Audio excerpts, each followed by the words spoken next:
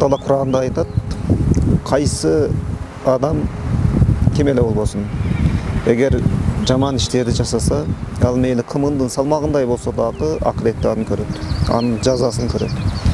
Эгер ошол кымындын салмагындай жакшы ишти кылса, анын сооп сыйындагын акыретте көрөт. Бул акыретке тиешелүү нерсе. Бирок көпчүлүк амалдар, көпчүлүк иш аракеттердин жазасын дагы, анын сыйлыгын дагы Алла Таала бизге бул дүйнөдө көрсөтөт, бирок биз аны көпчүлүк учурда байкабай калабыз. Мисалы, кайсы бир бала ата-энесине тилин албай, ата-энесине жаман мамиле кылса, ал өзү балдарынан ошол мамилени көрмөйүнчө бул дүйнөдөн өтпөйт.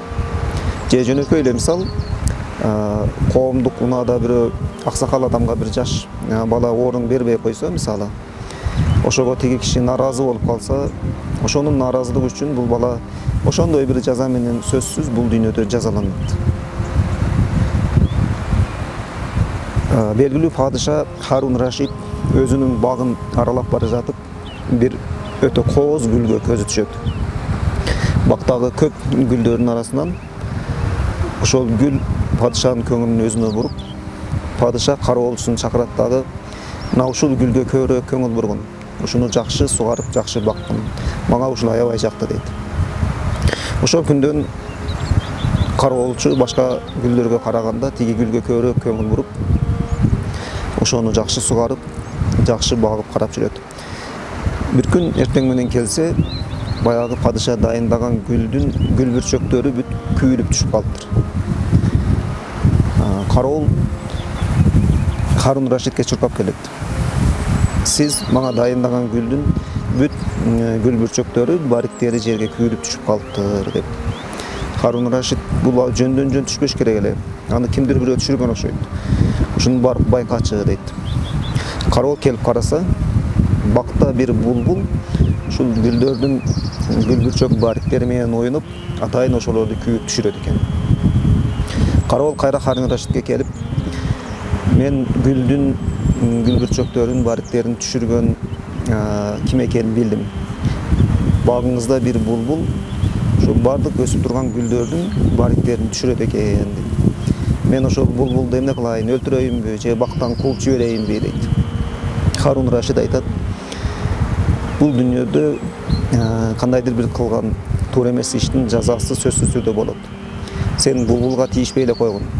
Ал өзүнүн жазасын баары бир алат дейт. Эртеси кароол бакта келе жатса, баягы булбулду бир жылан жеп жатыптыр. Ошону көргөндө баягы Харун Рашидтин сөзү эсине түшөт дагы. Харун Рашидке кайра чуркап келет.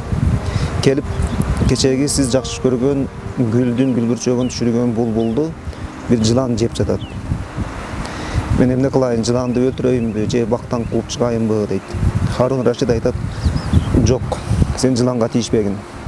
Ал ушундай булбулдай болгон жакшы сайраган чымчыкты жегендиги үчүн ал сөзсүз бир күн жазасын алат дейт. Арадан бир канча күн өтөт, бир күн кароол бакты сугарайын деп кетменин көтөрүп келе жатса, алдынан жылан чыга калат, кокус. Коркуп кеткен кароол кетмен менен жыланды башына чаап өлтүрөт.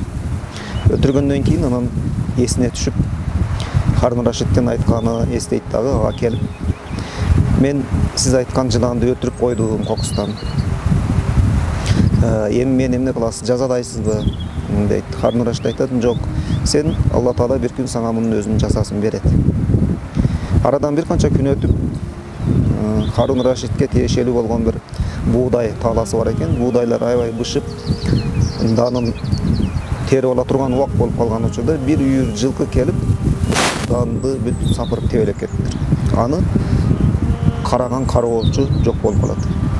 Харун Рашид аябай ачууланып, кароолчуну зынданга салууга буйруйт. Желдеттер кароолду зынданга алып жөнөгөндө, кароол Харун Рашидке кайрылып,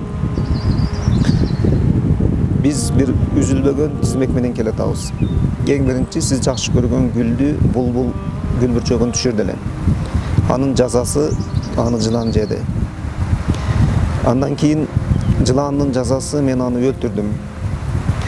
Эми менин жазам болуп, мени зынданга салганы жатасыз.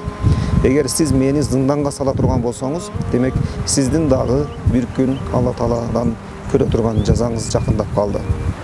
Ошон үчүн биз бул келе жаткан чын үзөлү сиз мени кечирип жибериңиз, мен кылган ишиме өкүнүп тооба кылып, мындан кийин муну кайталабайын дейт. Ошондо Харун Рашид кызматчысын кечирип, аны зынданга салгандан баш тартат. Бул хикаядан биз түшүнүшүбүз керек. Эгер пенде кандайдыр бир күнөө туура эмес ишти жасаган болсо, Алла Таала ошонун жазасыны бергенге чейин Алла Таалага кайрылып, кетирген күнөөсүнө тооба кылып, кетирген күнөөсүнү жууганга аракет кылыш керек. Болбосо Алла Таала сөзсүз бир күн анын кетирген күнөөсүнө жараша жазалайт. Жана жаза уланып кете бериши мүмкүн. Ошон үчүн пайгамбарыбыз хадисинде айткан, бардык адам баласы ката кетирүүчүлөрдүн эң жакшысы тооба кылуучулар. Баарыбыздын кетирген каталарыбыз, кемчиликтерибиз бар. Бирок ката кетирдим, кемчилик кылдым деп ага кайдыгер мамиле кылып, кайра улантып жасай бербестен, дароо Алла Тааланы эстеп, Аллага кайтып, Аллага тооба кылып, кемчиликти экинчи кайталабаганга аракет кылышыбыз керек. Мына ушун менен Аллахтын жазасы токтойт.